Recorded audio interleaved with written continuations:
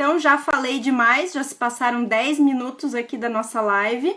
Vamos começar a aula de hoje. Acho que já entrou bastante gente, já tem bastante gente ao vivo aqui comigo. Então agora vamos começar efetivamente a nossa segunda aula da Maratona Você Mais Leve, que é a aula, então, como emagrecemos, que é o que a gente realmente quer saber, né? É o que todo mundo veio aqui hoje buscar essa informação. Então, assim, será que é certo dizer que alguém engorda porque comeu demais ao longo de sua vida? Tem esse dilema hormonal, que a ordem dos fatores altera sim o produto. O que isso quer dizer? Quando a gente falou na aula de ontem das causas da obesidade, eu falei, né, que a principal causa que está relacionada, né, com a genética, com as doenças como hipotireoidismo, alimentação inadequada, sedentarismo, usar remédios psiquiátricos, né, que às vezes causam aumento de peso. O que está em comum entre todas essas causas da obesidade? É o desbalanço energético, né? É eu consumir mais do que eu gasto. Então, se eu comer demais, teoricamente, eu vou ganhar peso, certo? Tá, mas tem pessoas que mesmo comendo demais não ganham peso. Meu marido tá aí como prova viva disso, né? Que é uma pessoa que come e nunca vi, ainda consegue emagrecer. Então, a gente consegue perceber pelos perfis das pessoas que é mais um padrão hormonal do que matemático, né? Então, sim, eu vou engordar se eu tiver excesso de gasto, excesso de consumo calórico, né, em detrimento do meu gasto. Só que tem pessoas que gastam muito, tem pessoas que por causa da genética gastam muito pouquinho, né? Então o gasto é muito variável, mas sim, eu engordo devido ao excesso de calorias que eu ingiro, né? Só que é muito simplista eu só falar isso. Então eu preciso sim olhar para o perfil hormonal, eu preciso sim olhar para a genética, eu preciso olhar para todos os fatores que compõem aquela pessoa e entender, né, que o ganhar peso ele está muito mais relacionado com o fator hormonal do que com a conta simples matemática ali de gasto e consumo. Então, eu preciso pensar que a ordem dos fatores altera o produto. Eu não engordo porque eu comi demais, eu como demais porque eu engordo. E aí entra naquela frase que eu uso muito, né? Que é a frase do Homer Simpson, que se você não quer engordar, não fique gordo. Porque a partir do momento que a gente engorda, a gente desregula o nosso organismo de um jeito que ele fica completamente bagunçado. E aí aumenta o apetite, porque a obesidade gera resistência à leptina, que é o hormônio da saciedade. E se esse hormônio fica resistente, eu tenho muito mais fome. Eu tenho muito mais liberação de hormônios, né? De hormônios orexígenos, que são hormônios que aumentam o meu apetite. Então, a partir do momento que eu engordo, eu tô sim dificultando a minha perda de peso. Quanto mais eu engordo, mais difícil eu vou conseguir sair, né, daquele loop, daquele ciclo. Então eu preciso primeiro pensar, chega, né? Parei por aqui. Porque quem tá me ouvindo aqui pode ser que já engordou, já ganhou peso. E agora? Tá tudo perdido pra mim? Não, né? A gente precisa resolver o problema.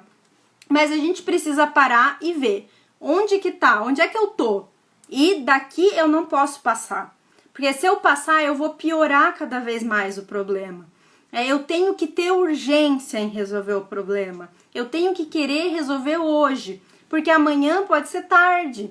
Pode ficar mais difícil, pode ficar mais complicado, tá? Então, sim, a gente tem jeito, tá? Não se desesperem, não saiam daqui e se joguem pela janela, pelo amor de Deus. Tá tudo certo, tá? Se eu já cheguei até aqui e já engordei, como eu faço para reverter? Vamos lá, vamos conversar então sobre isso. A gente tem duas coisas que a gente precisa trabalhar, né, para mudar, né, esse comportamento, o padrão que eu falei, o loop do hábito, né? E a primeira coisa que eu preciso fazer é eu entender qual é o meu objetivo. Qual é o motivo pelo qual vale a pena lutar? Porque daqui para frente não vai ser fácil, né? Eu preciso ser sincera com vocês. Emagrecer é simples. Eu vou mostrar para vocês que é tudo coisa que vocês já sabem, tá? Mas não é fácil, porque exige dedicação, exige mudança de hábito, exige sair da zona de conforto, tá? Então a gente precisa ter o meu objetivo, o que que eu quero e o que é prioridade para mim hoje. Como é que eu vou fazer, né, para me manter no foco, para me manter motivado? Porque a motivação é igual escovar os dentes, é uma coisa que precisa ser trabalhada diariamente. Então, eu preciso ter isso sempre muito claro na minha cabeça, né? Por que que isso tem que ser prioridade? Por que que cada vez que eu for fazer uma escolha de colocar um alimento na boca, eu preciso ter na minha consciência se essa escolha é a escolha que eu quero realmente fazer, ou se é lá o vício falando, se é a vontade de comer falando, se é a ansiedade falando. Quem é que tá falando mais alto ali? É isso que a gente precisa trabalhar, porque isso é muito mais importante do que a gente falar de alimentação, porque isso, como eu falei, é simples, vocês vão ver que é simples, tá? Mas vamos falar hoje também da parte da alimentação, que eu até destaquei em negrito ali, que é o que a gente vai focar nessa segunda aula. E na nossa terceira aula, que vai ser amanhã, também às 19 horas, aí sim a gente vai focar na parte emocional. E aí a gente vai fazer um exercício muito legal, que eu tenho certeza que vocês vão gostar bastante. A gente vai fazer uma coisa mais prática amanhã. Mas hoje eu preciso primeiro dar o embasamento para vocês, tá? Então vamos lá. O que eu preciso, então, né, na parte prática de alimentação, que eu preciso fazer para mudar esse padrão, então, né? Porque se eu tô no ciclo do loop e a insulina tá lá me fazendo sentir mais fome, eu tô totalmente desregulado, os hormônios tudo desequilibrado, aumentando meu apetite, me fazendo escolher alimentos mais calóricos, mistura de gordura com carboidrato. O que eu vou fazer então? Primeiro eu preciso... Na verdade existem duas formas que eu posso fazer isso, porque cada pessoa é única, é muito difícil eu dar uma receita de bolo aqui pra vocês, porque pode ser que uma pessoa se dê melhor com o radical, a partir de hoje corta tudo, não come mais nada de açúcar, evita os industrializados, come só bicho e planta, né? Funciona muito bem. A cetogênica é uma coisa que funciona muito bem para a maioria das pessoas que tem esse vício alimentar. Mas para uma parte das pessoas pode ser que não funcione. Pode ser que gere compulsão, pode ser que piore a situação. Então é muito individual, tá? Eu preciso primeiro me conhecer. Então, para eu poder pensar na estratégia que eu vou utilizar de emagrecimento, eu preciso, antes de tudo, me conhecer. É legal eu manter um diário, né, e colocar o que cada alimento representa para mim. Quando eu consumo, o que eu sinto depois de consumir. Eu sinto culpa, eu sinto prazer, eu sinto vontade de comer mais, eu sinto um desequilíbrio e eu não consigo parar. É muito importante eu saber quais alimentos causam esse tipo de comportamento em mim. Porque aí eu sei se eu preciso evitar ou se eu preciso colocar uma meta para consumir X vezes na semana, numa quantidade limitada, para que aquilo também não me deixe só pensando naquele alimento, tá? Então, eu preciso traçar um plano aqui do que eu vou fazer com esses alimentos que são problema na minha alimentação, tá? Isso precisa ficar muito claro. Mas, basicamente, né, a gente precisa saber que existe um mundo perfeito. E o mundo perfeito é esse: abusar dos alimentos naturais, comida de verdade que vão te dar mais saciedade, fugindo dos falsos saudáveis, né? Quem são os falsos saudáveis? Pulei aqui. Será que os alimentos integrais são a melhor opção? Porque muitas vezes os alimentos integrais, eles têm muito mais conservantes, às vezes vai gordura vegetal para ele ficar na consistência certa, às vezes se tira uma farinha, né, sem glúten, aí coloca um monte de estabilizante lá para ele dar a liga que precisa. Então a gente precisa tomar muito cuidado com os alimentos industrializados e principalmente com os falsos saudáveis, né? Os que estão ali no rótulo em letras gigantes, escrito integral, light, sem glúten, né? Porque às vezes pode ser um tiro no pé, né? Então o que eu preciso entender disso daqui? Eu preciso entender que existem 4 classificações, né, para um alimento. Ele pode ser in natura, ele pode ser minimamente processado, processado ou ultraprocessado. Então, como o próprio nome diz, né, ele vai aumentando o seu grau de industrialização, de processamento. Quando ele é in natura, ele é um alimento que eu colho direto do pé, né? Uma laranja, uma maçã, eu colho do pé e eu como. Esse é um alimento in natura. Quando ele é minimamente processado, ele só tem ali uma lavagem, né? Então, as carnes, por exemplo. A carne eu não vou cortar ali o lombo direto do porco e comer, né? Ele vai passar por um processo de corte, de limpeza, né? O peixe vai ser eviscerado. Então, ele vai passar por um mínimo processamento ali só para que ele seja comestível, né? Para que ele já esteja pronto para o meu consumo.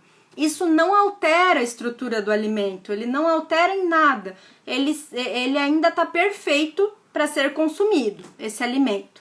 Então, alimentos in natura e minimamente processados tem que ser a base da nossa alimentação, né? Sempre que possível priorizar carnes, ovos, legumes, verduras, frutas, vegetais, né? E aí, até mesmo ali batatas, né, arroz, eles são minimamente processados.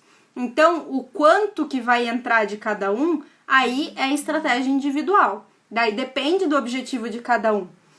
Mas, basicamente, esses são os alimentos minimamente processados, né, e que são os mais naturais possível, né, que o nosso organismo reconhece como comida. Aí a gente entra na terceira coluna, os alimentos processados. Os alimentos processados, eles ainda são alimentos bons, mas eles têm adição de sal, ou às vezes tem adição de açúcar, ou tem adição de óleo. Então, quem são eles? São os atum em lata, por exemplo, os milho, ervilha, legumes, né, em conserva, palmito em conserva, pepino, picles. Então, esses alimentos que têm conserva, que têm sal, que têm a sua conservação através do sal ou do açúcar, tá? Então, os que vão com sal ainda são melhores, né? Quando já tem adição de açúcar, como geleias, compotas, aí já não é tão interessante. Mas os que têm sal, né, e os queijos também são considerados nessa lista dos processados, mas são alimentos que não tem problema nenhum de serem consumidos. Só que eles têm que ser um adicional, né? Eles não são a base como os outros, né? Eles são ali um tempero. Então, o bacon, por exemplo, né? Pode ser usado como um tempero, pode ser usado ali como um complemento, né? O queijo pode ser usado como um complemento de um prato. Então, eles são os complementos, tá? E aí, a gente tem os ultraprocessados. Os ultraprocessados são os biscoitos, a maioria dos pães, né, que levam conservante. Se leva conservante, corante ou qualquer coisa que é químico, que não é orgânico, né, que não é natural, isso é um alimento ultraprocessado. Então, aqui entraria qualquer biscoito, entraria, né, tudo que vai conservante, tudo que vai corante, tudo que vai estabilizante. São mais de 3.600 aditivos alimentares que a indústria tem permissão para colocar nos alimentos, tá? Então, esses a gente tem que tentar evitar o máximo possível, né? Sempre que a gente conseguir. Então, isso, por exemplo, não é tão difícil de eu começar já a modificar.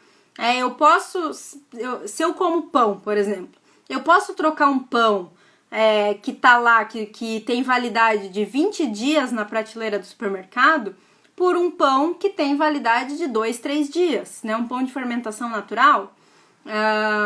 Isso daí já é um começo, né? Eu já tô tirando os ultraprocessados da minha alimentação. Quem gosta de ir com calma é um caminho, tá? E quem gosta de radicalizar e quer trocar o pão por ovo, tá tudo bem também.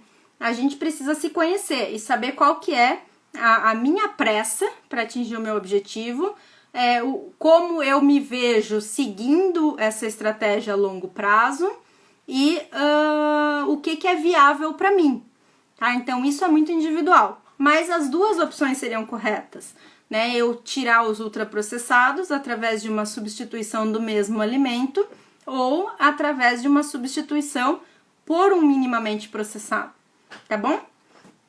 Então, me sinalizem aqui nos comentários se tá claro para vocês essa diferença dos alimentos e, então, o que a gente deve priorizar na nossa alimentação, tá? E aí, o resuminho para vocês aqui. O que comer, então? Carboidratos certos, proteínas de qualidade, gorduras boas. O que quer dizer isso? Né? Alimentos in natura e minimamente processados. Carboidratos certos, vegetais, proteínas de qualidade, carnes e ovos, gorduras boas, principalmente as gorduras naturais dos alimentos. Então, pode ser a gordura da carne, pode ser a gordura do porco, pode ser a gordura dos ovos. Não tem problema nenhum eu consumir gordura. O que eu tenho que evitar é adicionar gordura, adicionar açúcar, adicionar conservantes. Esse é o mundo perfeito. E é isso que eu preciso que vocês entendam. Existe um mundo perfeito, né? Mas será que ele é atingível para mim? Que é aí que entra a questão, né? O que eu preciso, o que eu quero e o que tá nas minhas mãos, o que tá ao meu alcance. O que eu posso fazer hoje? Tá? Ficou claro para vocês? Deixa eu ver, eu vi que já tinha comentários aqui. Então, enquanto vocês vão colocando as dúvidas aqui para eu ir respondendo, eu vou dar uma olhadinha aqui nos comentários de vocês.